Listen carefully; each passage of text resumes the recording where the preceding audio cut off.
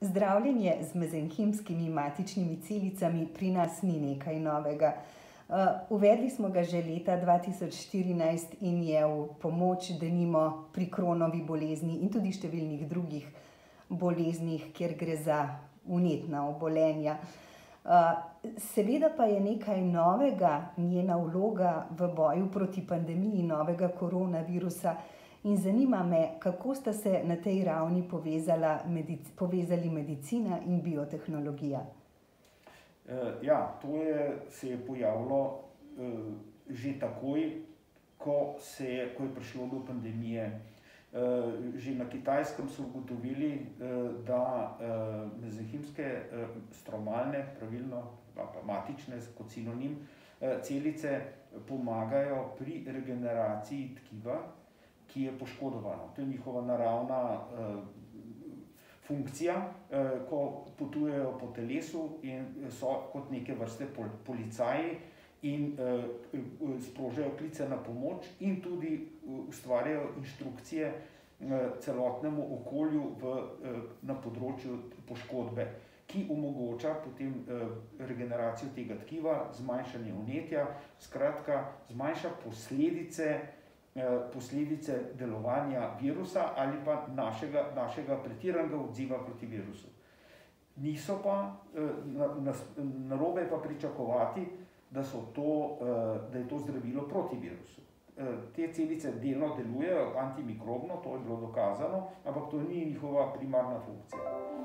Tako da celice, mezenhimske matične celice, naše lastne ali pa tuje, lahko v tem slučaju delujejo kot nek mediator in sprožilec lastne obnove organizma, ki jo pa pacienti z zelo hudimi oblikami akutnega respiratornega stresnega sindroma seveda potrebujejo. Izkazalo se je, in to se bo še pokazalo, da pacienti, ki tudi prebolijo hude oblike COVID-19, potrebujejo potem po nekem času veliko zdravljenja in pomoči, kajti virus je povzročil veliko poškodbe.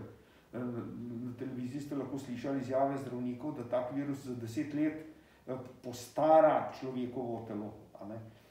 Mezenhimske matične celice so pa ravno tiste, ki ga obnavljajo. In naše telo se stara hitro takrat, ko je izpostavljeno velikim preizkušnjam, vnetjem ali pa velikim poškodbam. Takrat pride sicer do množične obnove tkiv v našem telesu, ampak ne pride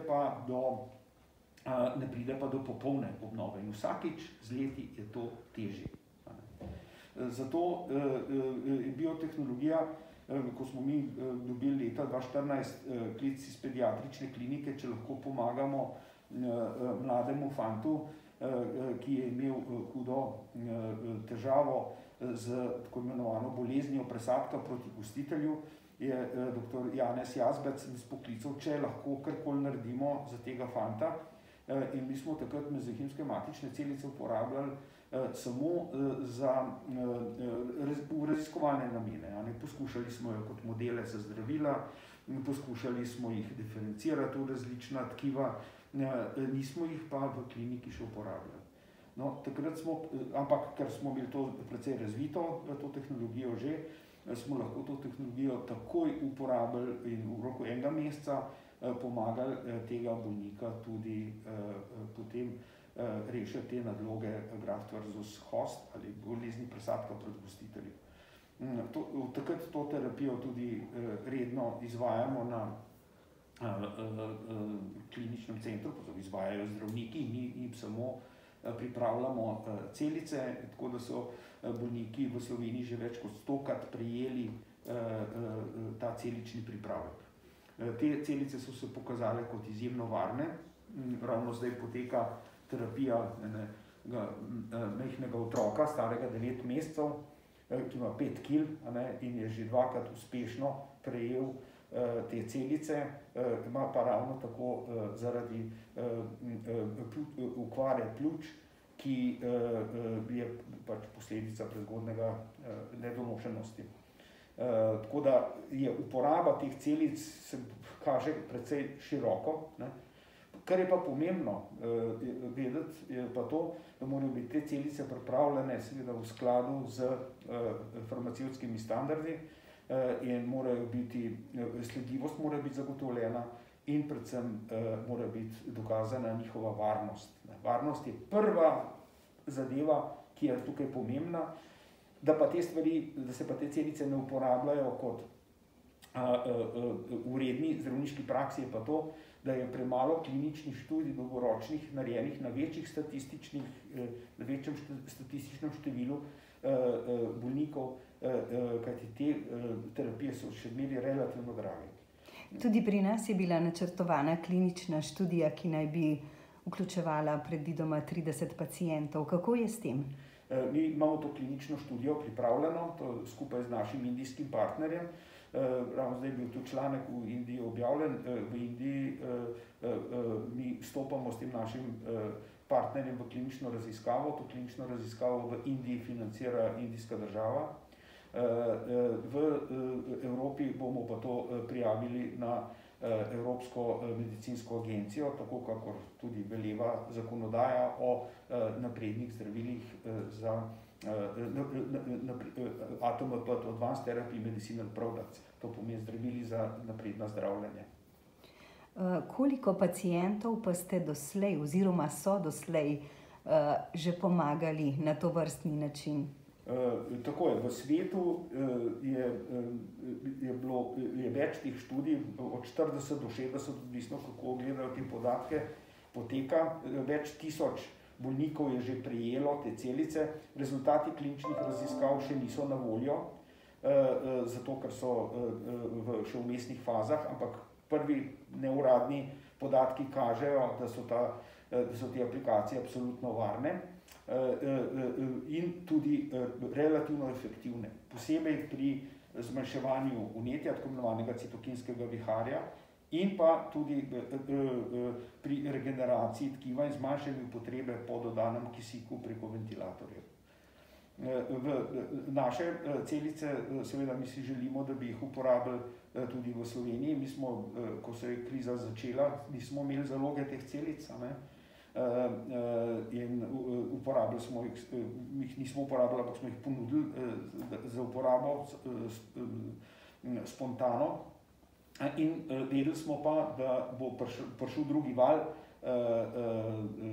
korone in smo zato pripravili 40 doz tega cepiva, skratka smo to spontano naredili in te še zmeraj čakajo na uporabo tudi v Sloveniji. Te celice so lahko predvsem uporabne za slovenske paciente, tudi zaradi vseh regulatornih barier, ki nastopajo tudi znotraj Evropske unije.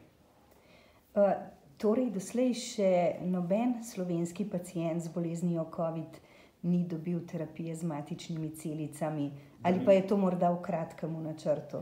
Da bi mi vedeli, ne, mi jo pač intenzivno ponujamo, da našim kolegom v medicini vemo pa, da so pod velikim stresom zaradi in pritiskom, ko se soočajo s tako množico tako hudih bolnikov, in jasno je, cel sistem na to ni bil pripravljen.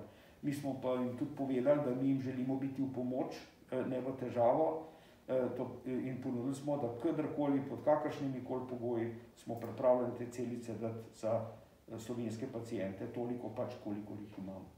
V kakšnem smislu pa bi te celice lahko dali, denimo, Univerzitetnemu kliničnemu centru Ljubljana v tej fazi kot zdravila sirote ali kako drugače? Je treba to najprej sistemsko urediti?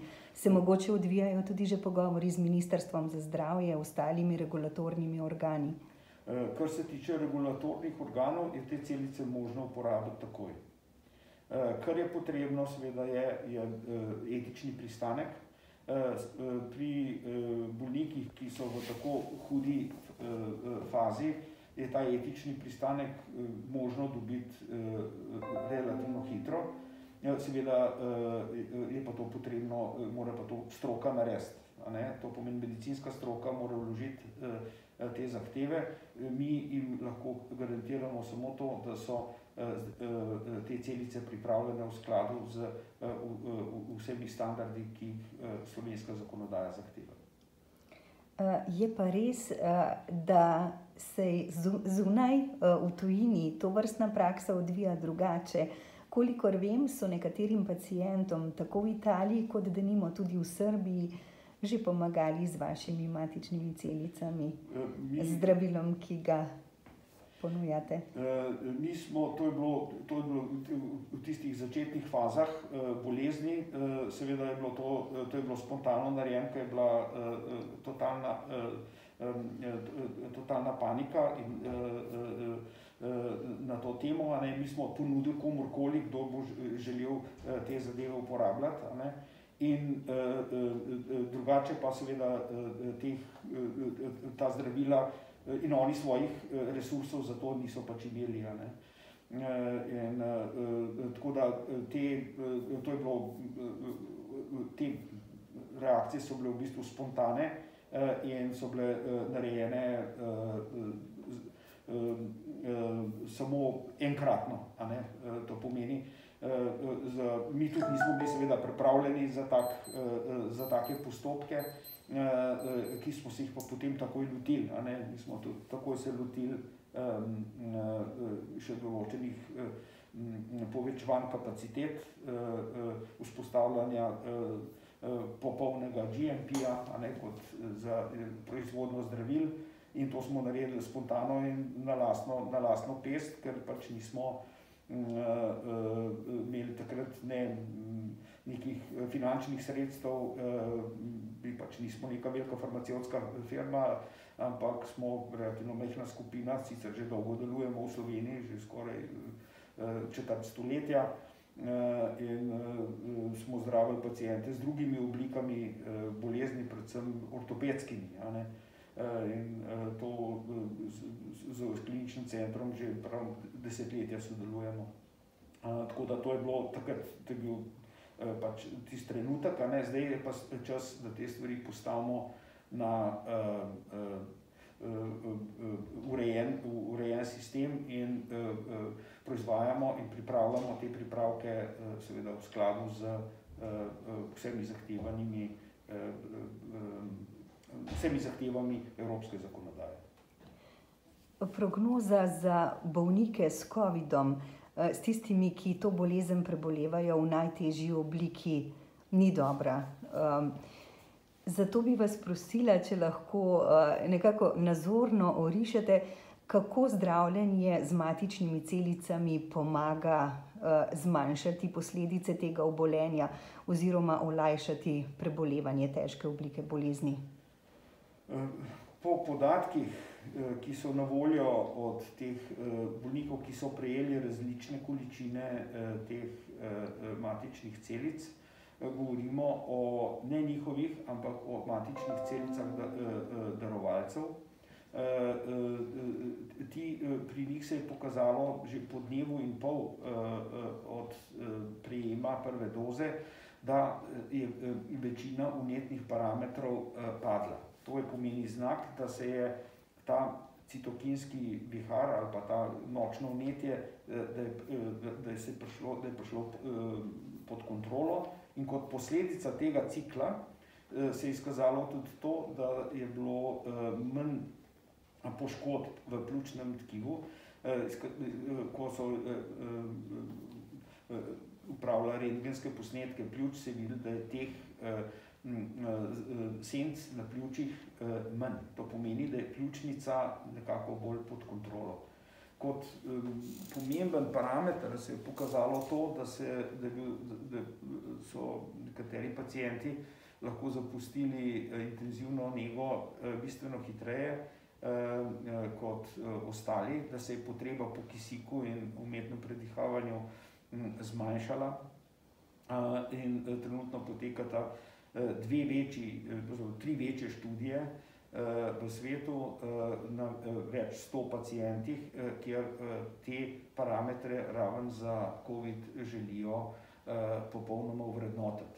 Naslednji pacienti, ki bojo pa tisti, ki imajo pa posledice, bodisi na srcu, na centralnem živčnem sistemu, na ledvicah, To bojo pa nove klinične raziskave, ki bodo pokazale, kako lahko s temi celicami tem pacientom pomagamo. Gre pa predvsem za to, da se omogoča, da prihaja do izboljšanja prekrvavitve, zmanjšanje obremenitve s tekočino pod posledico zmanjšanja vnetja in seveda regeneracija epitelijev in vseh poškodovanih tkiv. To seveda niso čudežna zdravila, to so zdravila, ki so del našega sistema, ki nam omogoča, da lahko živimo 70-80 let. Ali pa tudi dlje, če bi ta proces lahko trajal naprej.